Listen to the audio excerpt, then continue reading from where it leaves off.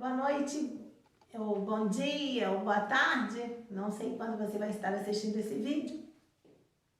Paz seja convosco, como é costume da nossa igreja. Me foi proposto hoje o tema de se pregar sobre a videira verdadeira no livro de João, capítulos 15, versículos 1 até o 8. Eu quero hoje comentar com você algo, para mim, interessante, já que eu não tenho nenhuma prática ou experiência sobre a viticultura. E olhando alguns vídeos sobre como se cuidar de uma barreira, como se cuidar de uma videira, eu fiquei impressionada com o amor e o carinho que eles têm.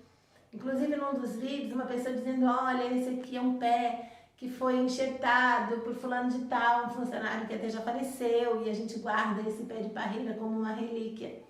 E dela, então, saem muitas outras. E eu fiquei maravilhada. Claro, fiquei vendo ele com uma tesourinha na mão, ensinando o grupo que estava visitando a fazenda, e ele ia cortando os galhos, ia fazendo tudo, e eu não estava entendendo nada, né? Mas ele, com uma paixão tão grande, cuidando, uma habilidade muito grande, ele foi cortando uns galhos e dizendo, olha, esse pedaço aqui de galho ele tem 5 nós, o outro tem 7 nós, e de acordo com a quantidade de nós que você vai implantar, você vai enxertar numa outra barreira, pode ser brava, pode você tirar a muda disso, plantar na terra, e depois um saquinho preto, e aí você colocar ou levar para uma outra terra.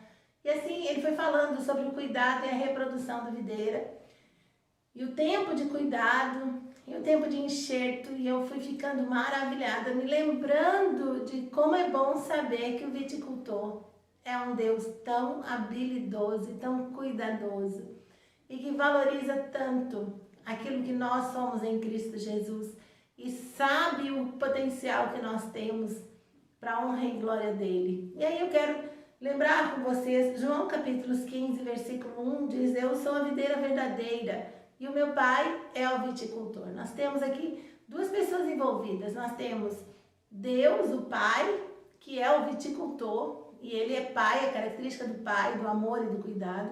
E nós temos o Cristo, o próprio Jesus, como sendo a videira que é verdadeira. Isso me faz lembrar que, se ele é verdadeira, quem era falsa, né?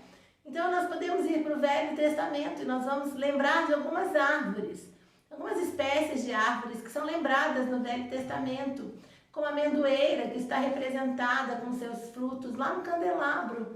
Para falar dos frutos do Espírito, nós vamos ter a madeira de acácia, que tinha uma qualidade muito ruim, e ainda assim ela é usada na construção dos utensílios do tabernáculo, para falar sobre, às vezes, a dificuldade de sermos moldados por Deus e sermos usáveis por Deus.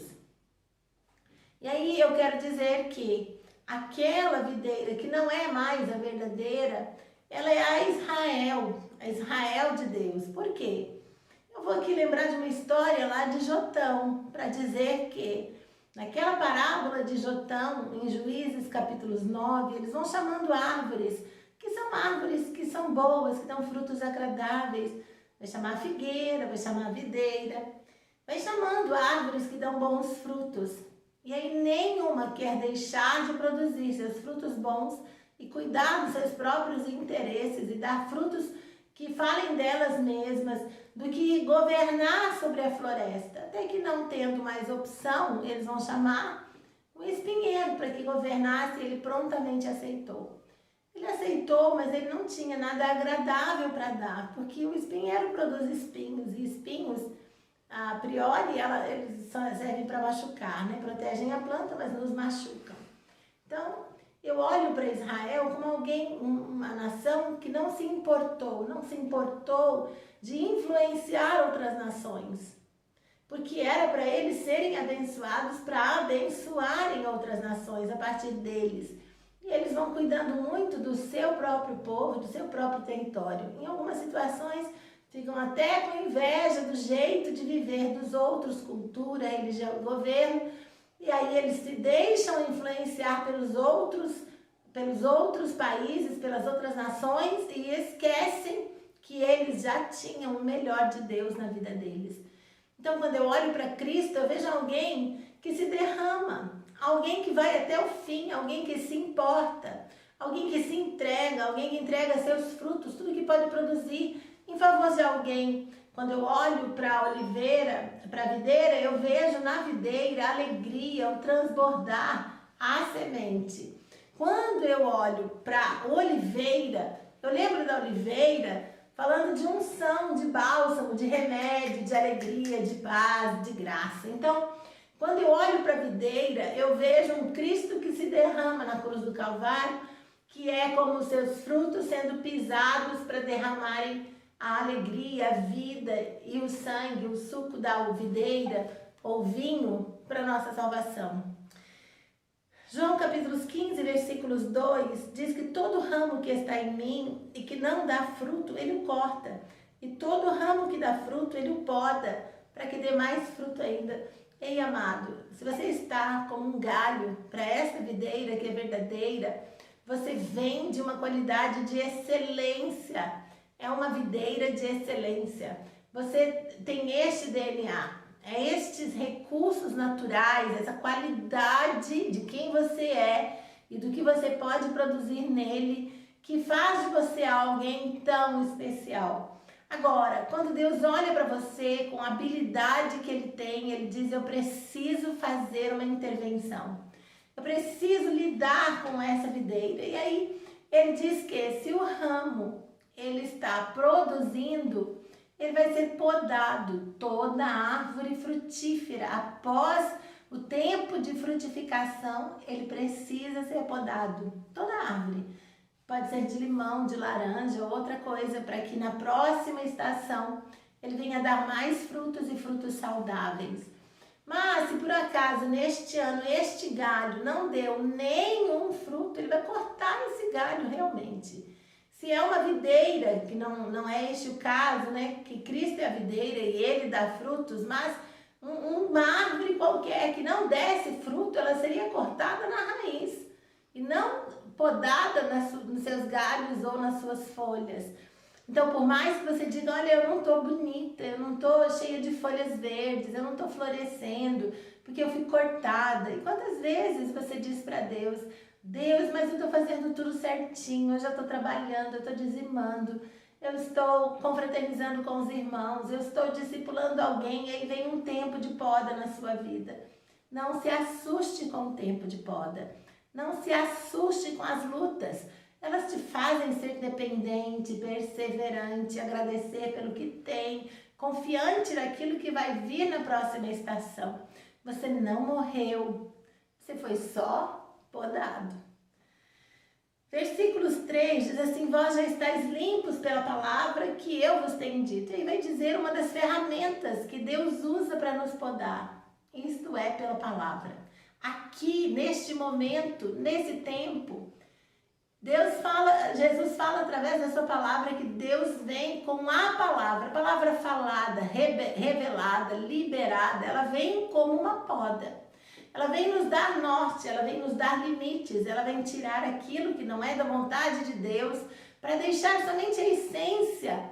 Muitas vezes ele fala assim, mas Deus está falando tanto, Deus está tirando tanto, Deus está me lapidando tanto, não vai sobrar nem sombra de quem eu era. Vai sobrar sim, vai sobrar a sua essência em Cristo Jesus. E desta essência vai produzir frutos lindos em maior quantidade, de melhor qualidade. Agora, nesse momento, Deus está falando com algumas pessoas aqui que a palavra ela vem como aquela espada de 2 gumes de Hebreus 4:12, que ela vem para exortar, para separar as coisas, para poder entrar no seu cerne, no seu âmago, né? No seu interior. Permanecei em mim e eu permanecerei em vós, como o ramo não pode produzir fruto algum de si mesmo, se não permaneceu na videira, assim também vós, se não permanecerdes em mim. Eu fiquei me perguntando como isso aqui é possível, já que em alguns momentos eles cortam alguns galhos, eles falam até sobre o galho mais redondinho e não chato, que é de melhor qualidade. Em alguns momentos eles pegam esse galho dessa videira de boa qualidade, da qualidade que eles querem, e eles vão enxertar esse galho numa figueira que é ruim, numa videira que é ruim. E esse processo vai demorar cerca de 3 anos para que essa videira, que era de uma qualidade ruim, enxertada com uma qualidade de excelência, vai produzir frutos bons. 3 anos, um tempo de discipulado, da sua vida impactar a vida de outra pessoa, até que esta outra pessoa também venha a produzir em Cristo Jesus frutos de qualidade, atos de bondade, de amor, de graça, de edificação. Quando eu olho para esta palavra, eu digo, como pode? Tem que ser exatamente na mesma árvore? Não. A essência, o DNA desta videira vai junto neste galho e ele vai se multiplicar por onde ele for. E dele podem surgir muitos e muitos pés, todos na mesma qualidade e essência que é Cristo. A vida de Cristo está no galho. E eu sou a videira, vós sois os ramos, aquele que permanece em mim e eu nele. Esse produz muito fruto, porque sem mim nada podeis fazer. Entenda isso, onde você for plantado, enxertado, onde você for colocado pelo Pai. Se for necessário você ficar exatamente no lugar físico, territorial onde você está, você vai ficar. Mas se Deus quiser te levar para ganhar almas, para produzir frutos, para ser bênção em qualquer lugar, vá seguro, porque a característica, o DNA, o Espírito Santo, a graça, o sangue de Cristo está em você. E aquele que cuida e cuidou do seu próprio filho também vai cuidar de você.